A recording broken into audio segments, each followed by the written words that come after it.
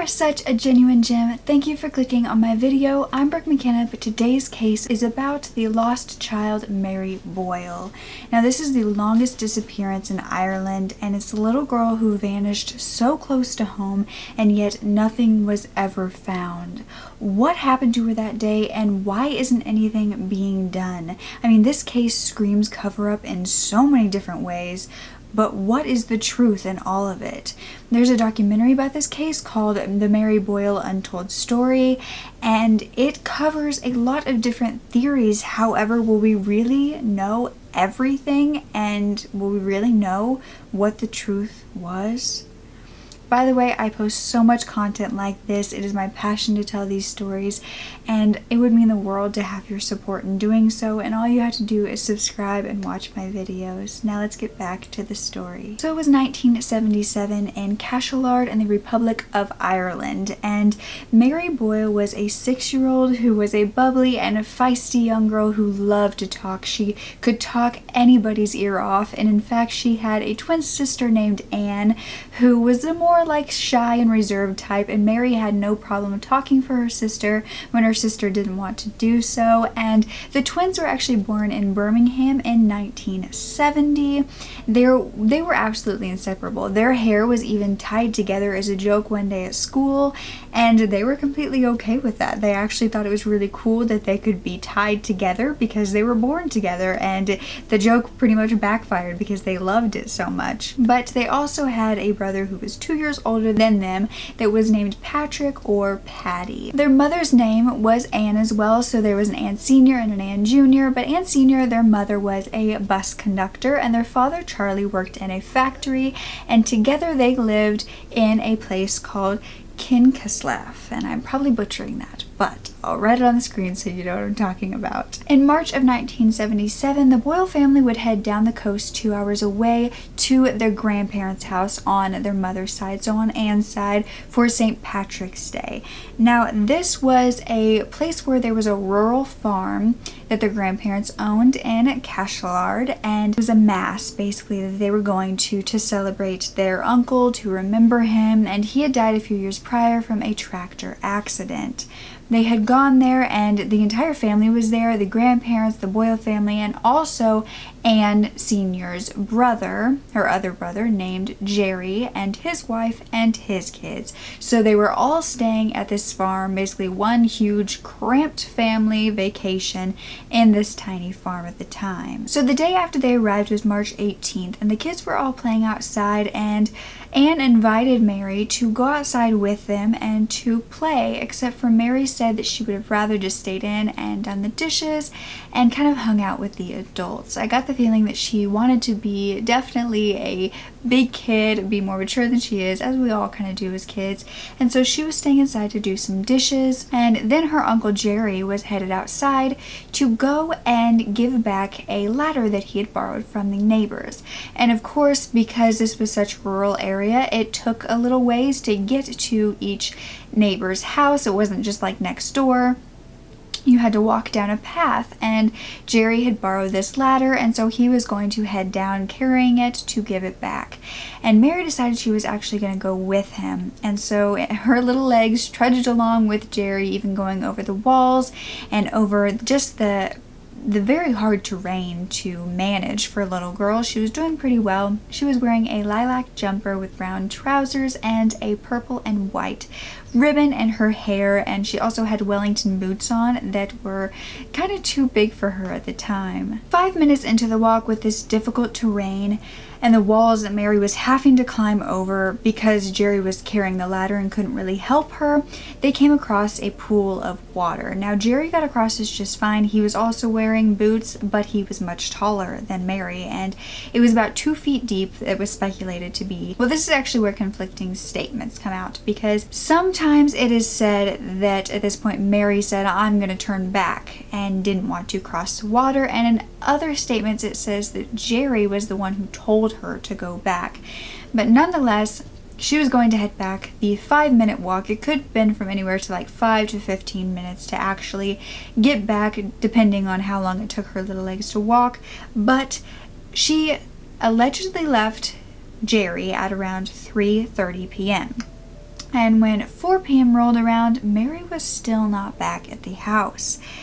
And Jerry had gotten to the neighbor's house by then, and he kind of stayed for 30 minutes just chatting with the neighbors for different things. So after talking to these neighbors and then heading back himself, Mary was still not home by the time Jerry had gotten back, and that is when the entire family began to kind of panic that Mary was nowhere to be seen, and this was completely unlike her to just go off in a different direction.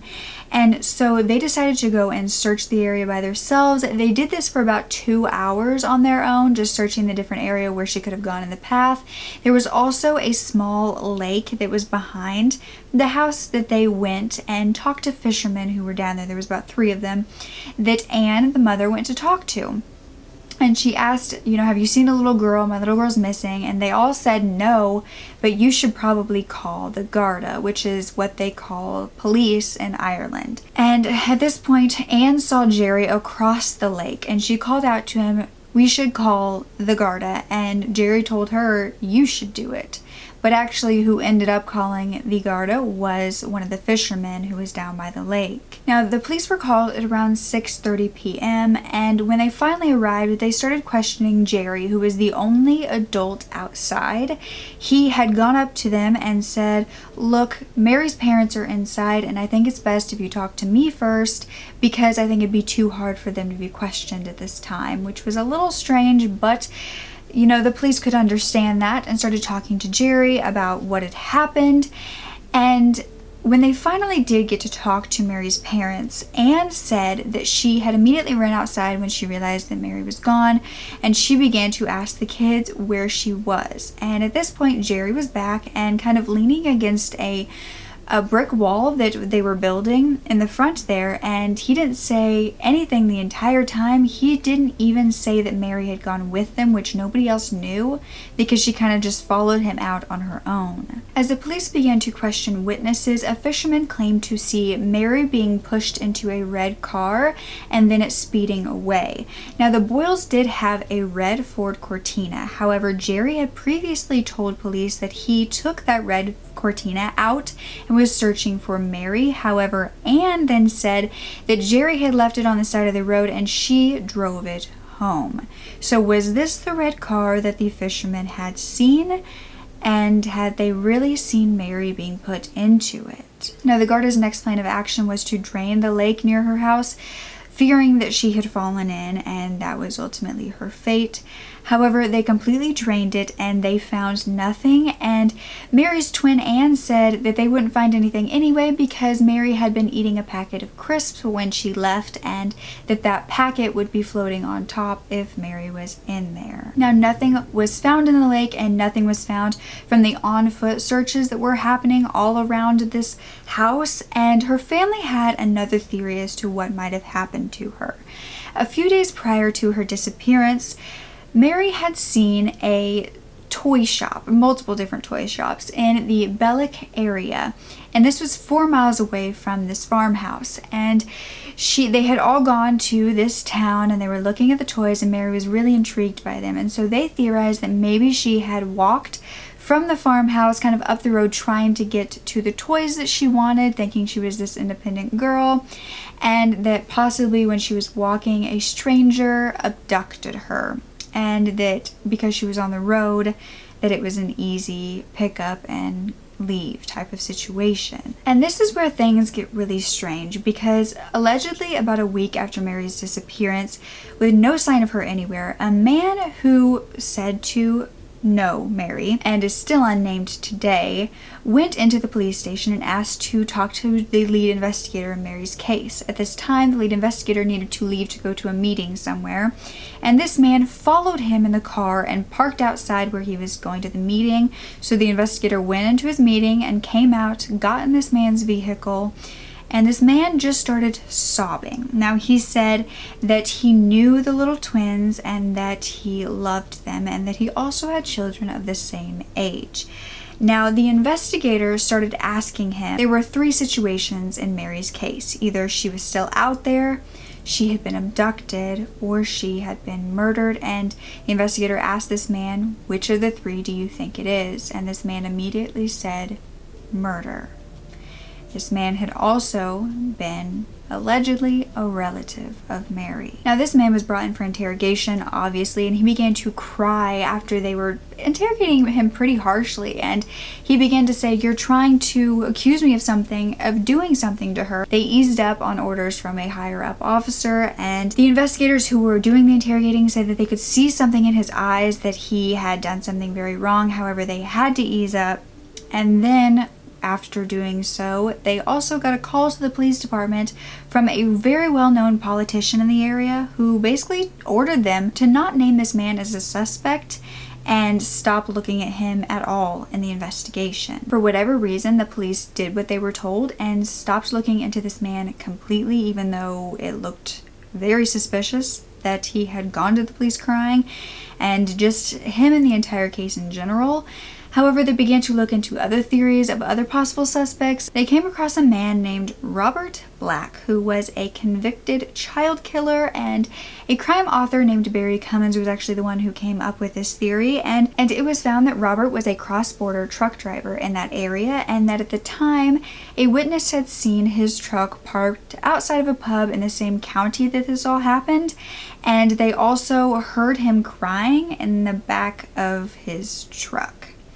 Now, he was never arrested in this case, and there was no evidence found against him, but it is someone that was theorized to be involved. This unnamed man from before was brought in for questioning once again in this case. However, because of the politician that basically threatened the police, he was invited in as more of a witness than a interrogation to oblige this politician's orders for whatever reason they felt that they needed to. And this time, investigators straight up believed he killed Mary, or allegedly, I guess, in this case. And they asked him point blank, "Did you kill Mary?" And this man didn't say a word. He didn't deny, he didn't confirm, just sat there in silence. Now, there was a reconstruction done for a film where they wanted to reconstruct Mary's disappearance and where she had been that day to possibly see if they could retrace her steps. And because a lot of people believe that twins kind of have that telepathy, that connection of the brain, and kind of do similar things, they wanted to try with Mary's twin Anne to see if they could retrace her steps. So they had Anne walk with them to where Mary had stopped with Jerry, to go back to the house by herself to grab something. They didn't want to scare her, so they basically just said, "Just run back and grab something from the house real quick," and they watched her very carefully as she was doing so. And they wanted to see if she could get back to the house on her own without getting confused in the woods.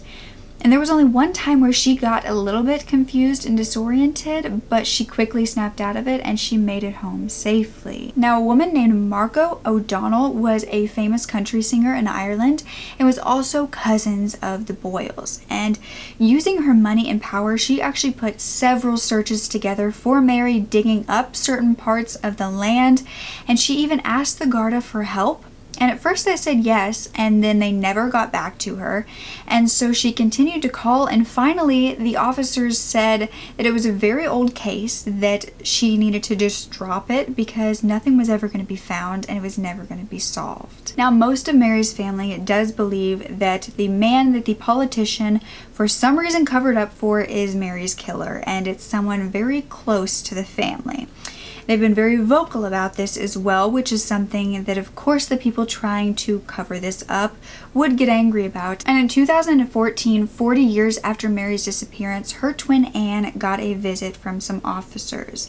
And they basically told her that the man that she kept saying was Mary's killer was not, and she needed to stop saying that because the real killer was a man named Brian McComb, who was 63 at this time. He wasn't, of course, when Mary disappeared. He would have been in his 20s. That October, Brian was brought in for questioning in Mary's case and was released the next day because they couldn't find anything on him.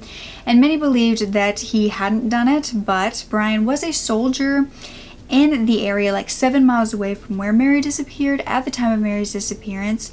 However, he didn't have a car and would have had to walk on foot to get there and to get her away and abduct her. A year prior to his questioning in Mary's case, he had been arrested in 2013 for indecent assault with a teenager, and Brian claimed that he hadn't done that crime either, that was something that he was wrongly convicted of. And In 2015, Brian was cleared from being in Mary's case at all, and also another suspect in this case, Robert Black, passed away that same year, and so now 2 of their suspects were out, and they were kind of at rock bottom at this point. Now, someone that I haven't mentioned in a while is Mary's mother, and that is Anne Sr., and that is not because she passed away. That is actually because she wanted nothing to do with the media, any of the theories, any of the exposure in Mary's case. She wanted nothing to do with it. And in fact, Mary's twin Anne was doing so much to get media attention. She was really trying her best to do anything possible to find Mary and her killer. Anne Sr. and Anne Jr. really did not get along. They went their separate ways, and unfortunately, the Garda police only wanted to work with Anne Sr., and so it made it impossible for Anne Jr., who was actually wanting to get stuff done, to do anything without her mother's approval. So Anne Jr. and their cousin Margot went to the Pierce Street Police in Dublin to try to maybe move different police stations and see if that would help. Now, they handed them all of the information in this case, which they say is enough to convict this man that the politician is covering for. They say they have enough evidence to convict that man of Mary's murder or disappearance at least. And this new police department promised them that they would get something done, that it would be top priority. However, it ultimately was just as bad, if not worse, than the original Garda police, because they did absolutely nothing. These two have not stopped spreading awareness for Mary and the injustice that has been done, and in 2016, the documentary that I was telling you about did come out. It's on YouTube if you want to watch it. But also, Mary's mother, Anne Sr., went on the radio to talk about her daughter and this whole, press exposure and stuff, and she said, "Things can be done quietly, not publicly. This is the most ridiculous carry-on I have ever seen in my life." She was obviously not okay with the fact that this was so publicized, but I think sometimes that is the best way to get answers. I mean, I completely understand her not wanting to constantly relive it over and over again, but if your own daughter, who was her twin, is wanting to do so, you'd think that she'd want to do it at least for her daughter, who's still alive. In 2018, there was a silent protest that was held to get an inquest to Mary's case once again. There was 10,000 signatures that they had on this petition. However, that March, the Garda said that they were still investigating this case. It was still ongoing, except not much had been done. In fact, really nothing. And Anne Sr. at this point said that she's going to put in her will that she doesn't even want the inquest after she passes away. So basically, there is a very slim chance that one will get done. The biggest theory in this case is from Mary's family, and it's that Mary was keeping a secret and that possibly she was being sexually assaulted and was killed because they knew she was going to tell. Mary was a very loud, bold girl who was not afraid to tell the truth and would have just told this person to their face, "I am telling." She wouldn't have been, she may have been afraid. She's a kid. That's a horrible thing to go through. But they believe that she would have been very vocal about that it was wrong, and she knew it was wrong, which may have scared whoever had done this to the point of ending her life. And like I said, some of the families say that they not only know who did this, but it's also someone close to them, and they also still live in the community. Like I said, they also still think they have enough evidence to convict this killer. However, the Garda has yet to even arrest them, and Mary Boyle has still never been found to this day. Due to the possible cover-ups and the strange coincidences and circumstances, this is the longest and youngest missing persons case in Ireland, and many do compare this to Madeleine McCann's case. And because this was such a strange just unfolding of a whole bunch of cover-ups that just caused more cover-ups and nothing was ever really found, do you see the similarities? I definitely do. However, I find it quite sad that in this case it had so much less media attention, and in fact, I had never heard of it before it was requested by one of you lovelies, and that seems to be the case for most people researching it. The comments down below are just like, I've never even heard of this. How is such a huge case under wraps so tightly? And that's what I want to know as well. Now, something that I learned in the Crime Lines podcast, who have also done an episode on Mary's case, makes a lot of sense evidence in this case, and that was that in Ireland they have strict libel laws, which is basically suing for defamation of character. And basically that means that in the United States you have to prove that a statement is false for defamation of character to sue. However, in Ireland, you have to prove that that statement is true instead. And so if this unnamed man that the politician was covering for was named as the killer, they would have to prove that he was without a doubt the killer, that this was a 100% true, or they could be sued a lot of money for naming this man. And that makes a huge difference in why they kept this so under wraps if there's so much evidence, or said to be so much evidence, and that even some of the investigators believe that he was the killer. It really is something that they work hard not to do, is to expose people without knowing 100%. And unfortunately, maybe they thought that 100% wasn't there, and even if they had the 95%, they weren't really willing to risk it. But who do you think did this? I mean, I truly hate to name names because it is someone so close to the family, and I never want to blame family because it is so hard to deal with something like this anyways, and then to have somebody who doesn't even know what's going on kind of throw it in your face that someone in your family could have done it. That's heartbreaking. However, I do see some theories and why certain theories have come out about this case. But what I really want to know is why this politician would care so much about a random person. No one that I could find in the Boyle family was a politician, or, you know, someone of power that this other politician would cover for. And so why did they do it? What was the motive for calling in and saying, look, this person is not to be named as the killer and you're not to investigate them?